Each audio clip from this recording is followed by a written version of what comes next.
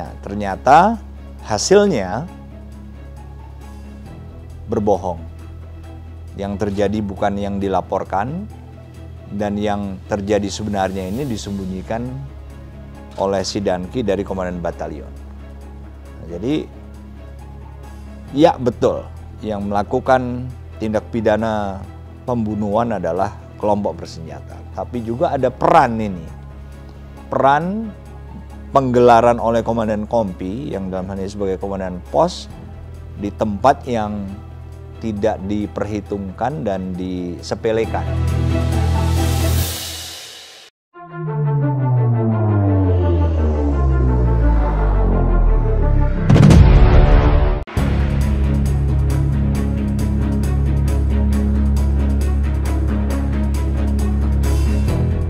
Penyerangan Pos Ramil Gome, Kabupaten Puncak, Papua oleh kelompok bersenjata menyebabkan gugurnya 3 prajurit TNI Angkatan Darat.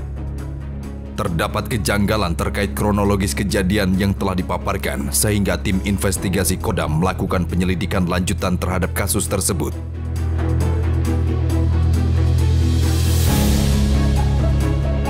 Nah, ternyata hasilnya berbohong. Yang terjadi bukan yang dilaporkan, dan yang terjadi sebenarnya ini disembunyikan oleh si Danki dari Komandan Batalion. Nah, jadi ya betul, yang melakukan tindak pidana pembunuhan adalah kelompok bersenjata. Tapi juga ada peran ini. Peran penggelaran oleh Komandan Kompi yang dalam hal ini sebagai Komandan Pos di tempat yang tidak diperhitungkan dan disepelekan.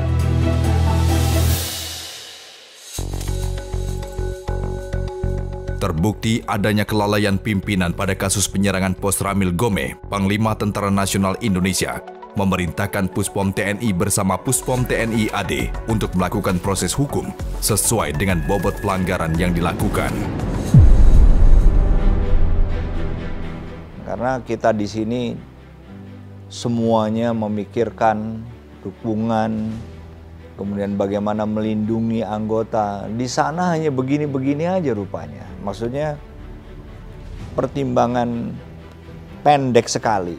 Hanya soal, oh kita dapat uang tambahan untuk pengamanan di situ. Dikorbankan semuanya. Jadi saya ingin ada proses hukum terhadap Danpos ini atau Komandan Kompi. Ya. Dituntaskan supaya jadi pembelajaran juga.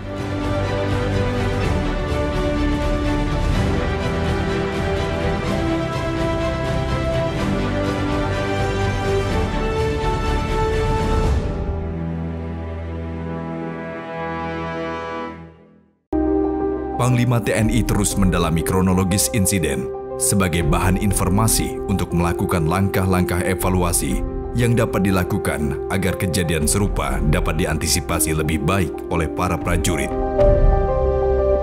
Izin menjelaskan tentang bagaimana kronologi kontak tembak serta penyerangan pos di Kabupaten Puncak, khususnya di Pos Gome, tempatnya kami berada.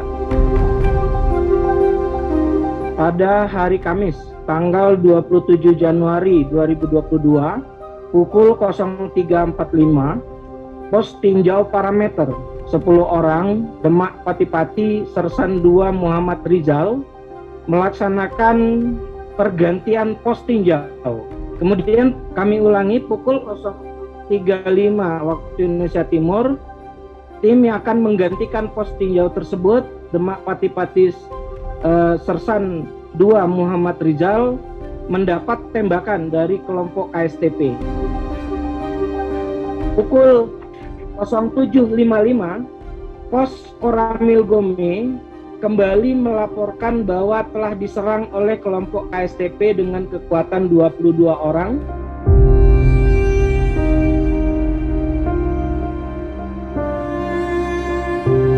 Pada saat kontak yang pertama atau tempat penghadangan yang pertama, itu kira-kira masih belum setengah perjalanan dari pos menuju ke titik sasaran, yaitu Bukit Bendera 2. Apakah betul? Siap, betul Bapak. Oke, pertanyaan kedua ya, yang sekitar jam tujuan itu, hampir jam 8. Itu yang mengenai almarhum Praka Rahman. Itu dari arah mana? Apakah dari arah Bukit Bendera 1 atau dari Bukit Bendera 2 atau arah yang berbeda lagi? Siap, dari Bukit Bendera 1 Bapak. Oh, taunya dari mana?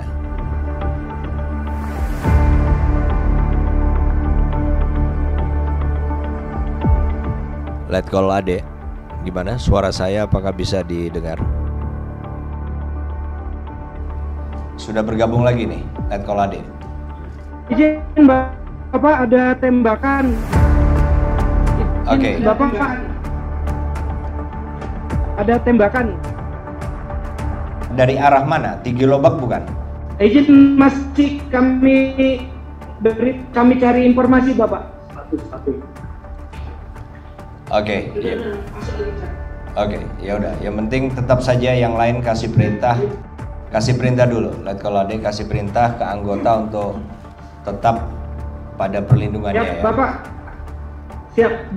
Oke, yaudah. Saya akan berikan instruksi saja untuk Letkol Ade, mikrofonnya bisa di mute. Siap. Jenderal TNI Andika Perkasa kembali memberikan pengarahan tentang tugas-tugas baru para Satgas yang bertugas di Papua dan Papua Barat, yaitu tugas pembinaan teritorial dan komunikasi sosial. Untuk semuanya, jadi saya ingin pesan saya kepada para Panglima Kodam, kemudian para Danrem itu diteruskan sampai dengan yang terbawah. Intinya dengan tugas kita yang baru, semua pos ini semuanya adalah tugas-tugas kodim, tugas koramil. Kita bergaul dengan masyarakat. Nah, kalau untuk insiden yang terjadi di Ilaga atau Pos Gome itu sudah muncul beberapa nama.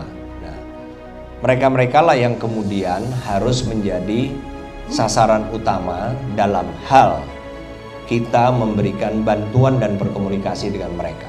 Dengan begitu, maka hubungan kita akan lebih bagus.